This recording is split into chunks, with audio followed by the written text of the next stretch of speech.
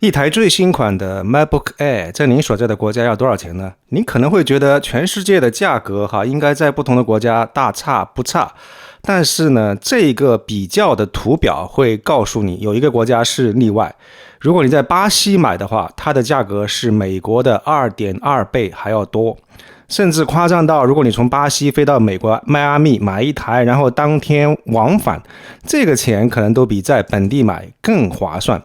这个就是经济学上所谓的巴西成本。巴西这个南美大国是真正意义上的万税之国，长期以来奉行一种近乎自残式的贸易保护主义，让进口商品，尤其是电子产品跟奢侈品，背负着沉重到令人窒息的赋税。当特朗普挥舞关税大棒，试图重塑全球贸易格局，甚至补贴国内财政的时候，巴西是一个很好的研究样本。那巴西到底错在哪里呢？特朗普的国师史蒂芬·米兰的这个理论靠谱吗？让我们用米兰颇具争议的理论为基础来剖析一下巴西这个比较独特的社会实验，应该有助于我们理解一下当下激烈的美中博弈以及未来全球贸易格局的走向。巴西让人咋舌的高物价跟非常复杂的税制到底是怎么形成的呢？故事要从几十年前一个雄心勃勃的计划说起。当年呢，巴西搞了一个进口替代工业化的战略，简单来说就是关起门来用高关税挡住外国货，希望能够扶持本国工业成长。这种策略其实对于很多发展中国家来说都是非常自然的选择，中国当年又走过这段路。那巴西后来其实也经历了贸易自由化的改革，关税有所降低，但是保护的惯性或者说被保护习惯了的那些国内产业跟利益集团的力量实在是太过强大了，他们缩在乌龟壳里的日子过得实在是太舒服了，结果就变成强力拒绝卸掉这层保护壳。而且巴西的这个保护的方式极其复杂，你以为进口商品只需要交一个进口税就完了吗？太天真了！一件商品进入巴西以后，要面对联邦政府、州政府层层叠加的各种税，工业化产品税、商品流通税、社会贡献税，甚至还有一个商船更新税。这些税很多都是税上加税，形成一个非常可怕的级联效应，像滚雪球一样，让最终的这个税负远远超过名义税率的总和。一件商品名义进口税也许 20%， 但788加起来最终价格甚至翻倍乃至更高，是家常便饭。这就是为什么苹果的 MacBook Air 会在巴西卖出天价。税制已经足够复杂了，更深层次的问题在于，这种保护真的保护了巴西的产业，还是把它给困住了呢？巴西这种复杂到让人发指的这个税制本身就形成了巨大的贸易壁垒，让进口商感觉头疼，也让普通的消费者叫苦不迭。这个就是巴西保护主义的现实底色，一种深入骨髓的盘根错节的制度性的高成本，这就是所谓的巴西成本。而就在巴西深陷这种保护主义泥潭的同时，美中关税贸易战以一种截然不同的方式登场。美国挥舞的这个关税大棒目标更明确，也更具攻击性。而这两种截然不同的保护主义实践会走向怎么样不同的结局呢？巴西的贸易保护主义实验付出的代价是沉重而且是全方位的。首先呢，最直接的就是消费者负担，高物价像一层无形的税，重重的压在每一个巴西人身上，降低了购买力，限制了他们的选择。想象一下，当别的国家的人用着最新款的科技产品的时候，巴西人可能会因为价格太高而只能望而却步。我个人呢，就时常在论坛上看到可怜巴巴的巴西人对着别国的数码产品的价格一声声的哀叹。这个就引出了第二个问题，技术鸿沟。电脑智能手机这些在现代社会几乎都是必需品的工具，在巴西变成了奢侈品，这个直接导致了非常严重的数字鸿沟。不要说贫民窟的年轻人就是巴西人跟世界其他国家的人，他们用的设备在网络稳定性跟富裕阶层或者富裕国家的孩子有天壤之别。这种差距不仅仅是生活方式的不同，更是教育、就业、获取信息机会的不平等。所以保护主义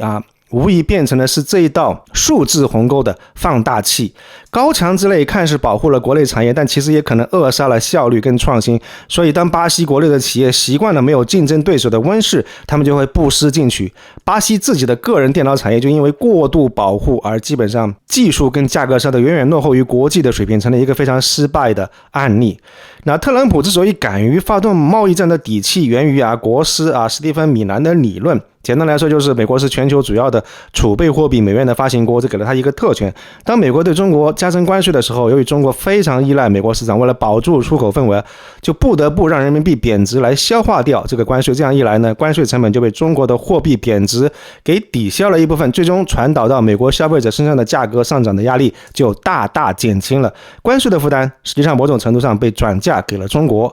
而美国为了维持美元的全球地位，需要不断的向世界输出美元，导致美元币值过高，损害本国制造业。米兰他觉得关税可以校正这种结构性的问题，甚至可以用关税收入来补贴反哺美国国内。从结果上来看，很明显，米兰的这一套无痛发动关税贸易战的方法在巴西是没有行通的。我们接下来分析一下为什么。米兰的理论能够成立有几个前置条件，但是对于巴西来说几乎都是不成立不适用的。首先第一点是最根本的，就是巴西的货币雷亚尔它不是储备货币，巴西完全没有美元那种全球铸币权，所以无法利用货币的地位来转嫁关税成本。而且呢，巴西货币本身就不稳定，经常大幅度的贬值，它非但不能够迫使别国的货币贬值，而且常常都是自身难保，所以只会让进口的商品更贵，加剧通胀，和米兰模型的这个效果完全是相反的。再次的话，其实虽然巴西是一个大型的经济体跟重要的消费市场，但是与美国市场的这个重要程度相比，完全不是一个量级的。巴西的话常常会被视为一个次要市场，往往是中国产能过剩倾销商品的一个替代目的地，或者是被视为一个替代的供应商。比如说在美中贸易战期间，从美国采购大豆变得比较困难之后，巴西就是一个替代品。更深层次的问题在于制度米兰的理论要成立的话，需要相对稳定、可预测、有执行力的政府跟比较稳定的制度环境来保障、来实施。而巴西呢？这里我们必须提到巴西一个非常独特的现象，就是司法的过度扩张。近年以来，巴西的政治经常陷入僵局，立法跟行政部门的效率低下，给了司法机构，特别是联邦最高法院巨大的权力空间。像亚历山大·德莫拉斯这样的大法官就是一个狠人，连我们的这个马斯克都要退让他3分。这个大法官权力大到可以影响选举，封禁老马的推特，主导针对前总统的调查，频繁使用的个人裁决，在巴西基本上就是一个人说了算，更是引发了巨大的争议和对于司法独裁的担忧。我在这个地方不是想评判巴西司法的对错，而是想指出，当一个国家的这个司法机构如此深度的介入政治，然后这个司法的权力边界非常模糊，行为难以预测的时候，甚至公众的信任度持续下降的时候，这个国家的制度稳定性就要大打折扣了。那既然巴西的制度是关键的障碍，那么制度相对更完善的美国就能够更完美的应用米兰的策略赢得贸易战吗？要想实施米兰设想的这个复杂关税政策，需要精确计算、战略协调跟长期的承诺，在美国尚且有超多未知数，何况巴西这种环境呢？这种制度上的脆弱性是巴西无法应用米兰模型，长期陷入保护主义困境的一个关键性的结构障碍。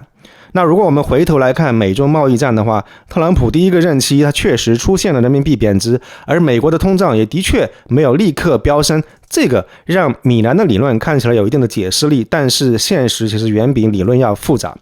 第一呢，中国其实并没有被动挨打，而是采取了规模巨大的这个报复性措施，包括了稀土禁运，这个使得关税负担的这个转嫁变得不那么容易，双方可能都会受伤。第二点就是贸易战导致了贸易转移，订单从中国流向了越南墨西哥等地，不但不能够实现制造业的回流，反倒有可能带来新的成本跟效率的损失。第三个就是在全球通胀压力本就高企的背景底下，大规模加征关税，大概率还是会给美国家庭带来数千美元的额外负担。这种情况其实在2018年就曾经发生过，所以即便是对于美国的话，米兰的无痛关税的理论也面临着非常巨大的现实挑战跟风险，而巴西的案例更像是一个响亮的警钟。巴西的悲剧仅仅只是经济政策选择失误吗？恐怕不只是如此它更像是一个恶性循环的缩影。长期的保护主义滋生了低效跟既得利益集团，而经济的停滞不前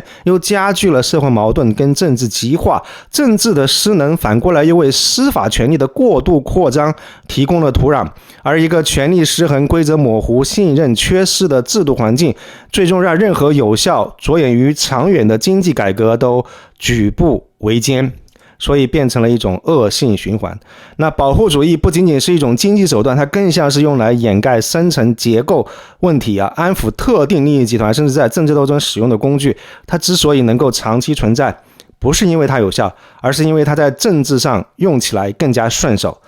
所以呢，米兰的这个理论其实提供了一种战略性使用关税的逻辑框架。但是当关税被推到政治舞台中央的时候，真正的危险在于关税这种武器对于政治家来说实在是太有诱惑力了。它可以被包装成为保护国家利益、惩罚坏人、让外国人买单的一种强硬的姿态。这样一种简单直接充满情绪煽动力的这个叙事逻辑，远比解释复杂的经济后果更容易赢得选票。所以我们看到，当政策的制定更多的被看起来做了什么，而不是实际效果如何所驱动的时候，当经济工具被简化为政治口号的时候，当复杂的战略被扭曲为简单的敌我划分的时候，背后隐藏的往往是民主制度被轻视的风险。这个就是我们今天看到的巴西的案例带给我们的一个深刻的警示。所以最终决定一个国家贸易政策成败的，可能不仅仅是关税本身，更是其背后的战略是否清晰，经济结构是否能够适应，以及最重要的制度的框架是否足够稳健和值得信赖。而未来呢，是走向一个更加碎片化的、冲突化的保护主义丛林，还是能够找到一条既能够回应国内的关切，又能够维持国际社会开放合作的新路径？我想任何人都没有简单的答案。在当前的国际环境下，各国应该如何平衡国内产业保护的需求与参与全球贸易的这个权衡利弊？或者您觉得制度的稳定性对一个国家经济政策的成败到底有多重要？非常期待在评论区看到您的留言。如果您觉得我的分享对您有启发的话，请别忘了点赞支持一下，欢迎订阅艾森的频道并打开小铃铛。感谢您的观看，祝您有心情愉悦的一天，谢谢。